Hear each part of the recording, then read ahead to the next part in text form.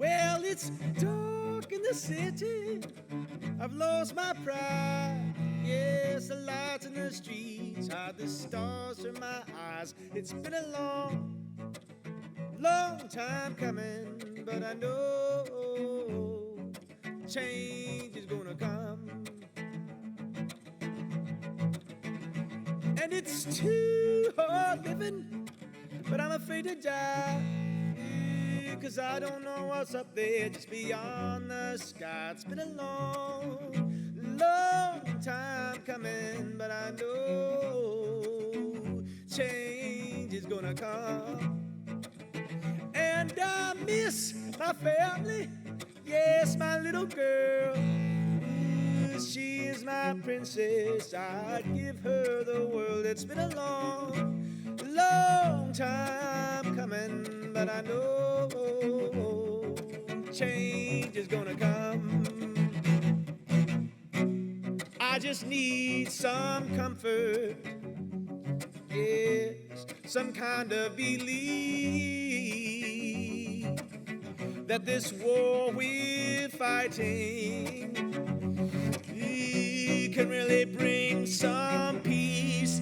There's no rhyme, no reason, no sweet melody. More and more weapons mean less security. It's been a long time coming, but I know change is gonna come. And I'm trying to find it, some better place. We're having the biggest gun, ain't some kind of race. It's been a long time coming, but I know change is gonna come. And there have been times I've thought I couldn't last for long. But now I think I'm able to carry on. It's been a long time coming, but I know change is gonna come.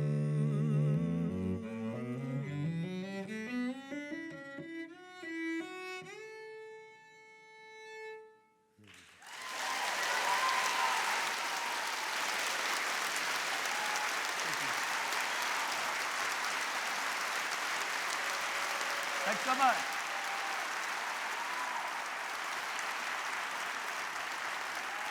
Thank you. I love that song so much. It was written by Sam Cooke. He recorded it in 1964.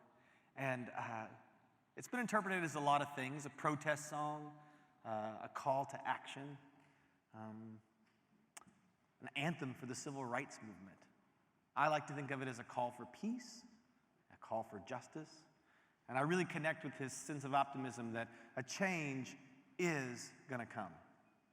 As a cellist, a singer, and a songwriter, I spent a lot of time experimenting with activism in music, and I mostly focus on environmental issues like mountaintop removal, strip mining in Appalachia, like groundwater quality and access in my home state of Kentucky, livability infrastructure for bicycles and pedestrians, and of course, climate change issues. And I've come to think of music as a technology to generate affection. And what I mean by that is care for a place, for a person, or for an issue. Data and statistics is really good for growing the mind's awareness around an issue. But a good song and a well-sculpted melody can grow the heart. And the truth is we assign a lot of value of worth to how close we feel to something. And we tend to protect what we care about. Whether that's the family mountain or digital privacy, in the words of the poet and author and activist Wendell Berry, it all turns on affection. All turns on affection. I just love that idea. I love how music can play a role in that. I spend a lot of time on the road, planes, trains and automobiles. And as a musician, that spent a lot of time flying over and driving past places. And in 2009, I saw a commercial for a long-frame bicycle called an extra cycle. And that I immediately thought, I can fit my cello on there. And so I called up the company and I arranged for a bicycle, and I booked my very first Ditch the Van music tour by bicycle. It was 330 miles from my hometown of Lexington, Kentucky, down to Bonnaroo Music Festival. And I learned a lot about myself on that tour, including the fact that I was pretty out of shape. But I loved the limitations, the very human limitations of riding on a bicycle. You can only pedal and go as far and as fast as your body will allow. And those limitations allowed me to experience the places I was traveling through. Since then, we've done about 5,000 miles of touring around the country. And we usually travel 40 or 50 miles a day through smaller venues in non-traditional markets that are definitely not used to having nationally touring bands travel through. Your food options become hyper-localized. There's a lot of limitations that are beautiful. And of course, when you're riding through a sketchy neighborhood, you can't really roll up your windows on your bicycle. For example, we were riding through Wilmington, Delaware, and East Wilmington was kind of blown out at the time. Every third house was boarded up. But the houses that had people in them were just brimming with energy and life. And this little boy ran up next to me and he says, "What are you doing?" And I said, "Well, we're doing a music tour. It's just by bicycle." And he said, "Oh, can I go?" And jokingly, I said, "Sure." And he hopped on the back of my bicycle. Now, I've never been in this position on a traditional music tour. People just don't hop in your tour van and say, "Let's go." And so I just kept riding 2, 3 blocks. And after a little bit, I asked him, "Well, how far do you want to go?" And he thought for a second. And he said, "Far." And so I just kept riding 3, 4 blocks. I think eventually his family and friends realized that he fully intended to ride out of that neighborhood, that city, with the hippie on the bicycle. And so they started yelling for him, and he said, "Man, my mama's calling me. I gotta go." And he hopped off my bicycle. But it was a really powerful moment because it reminded me that much of what being a musician is about is lowering your boundaries and listening. And if the goal of music is to grow affection, then I need to practice it for myself. That way I can share it with others through music.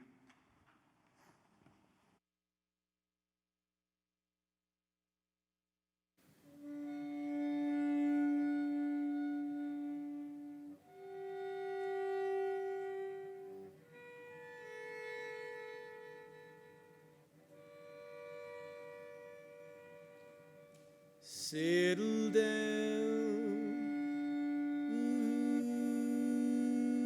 settle down.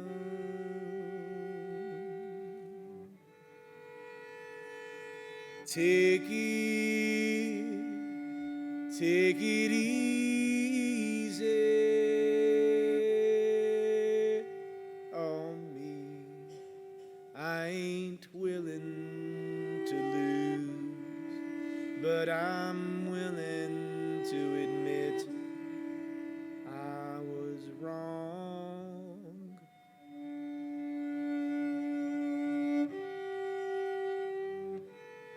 'Cause there's only so much time in the day, and there's only so much that I can say. Learn to listen. Learn to listen.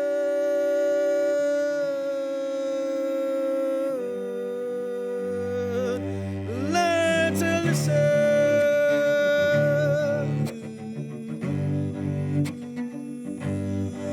Yeah.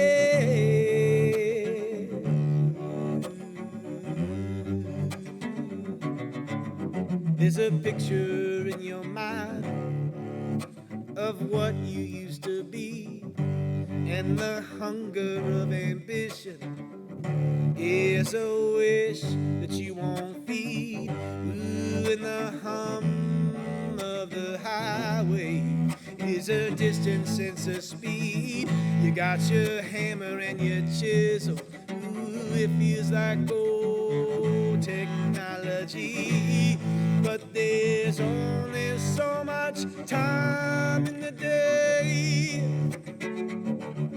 and there's only so much that I can say. Oh, learn to listen. Learn to listen. Yeah, yes. Oh, learn to listen.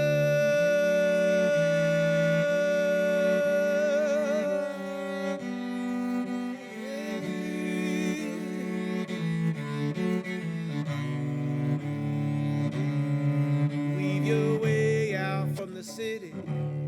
Fold yourself back in the hills. Find your church out in the meadow. Ooh, and remember to be still and just listen to the quiet, that wild rippling sound. And you find that you're here, yes, and you find that you're now. 'Cause there's only so much time